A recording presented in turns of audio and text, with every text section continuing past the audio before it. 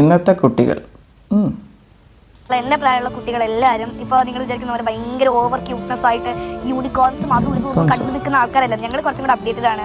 ഈ ലോകത്ത് നടക്കുന്ന കാര്യങ്ങൾ അറിയാം, എല്ലാം ഡിസ്കസ് ചെയ്യുന്നവരാണ്.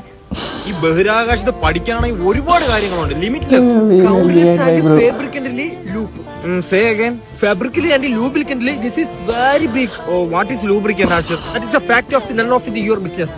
ആകാശത്തിൽ കൊണ്ടിരിക്കുന്നത് സത്യമല്ലേ? ഒരു പക്ഷേ ഇപ്പോഴത്തെ ജനറേഷനുള്ളവരൊക്കെ നല്ല രീതിയിൽ അപ്ഡേറ്റഡ് ആണ്, അതെല്ലാം കറക്റ്റ് കാര്യമാണ്. ബട്ട് നമ്മളൊക്കെ സെക്കൻഡ് കാറ്റഗറിയിൽ തന്നെ ഉള്ളവരാണ്.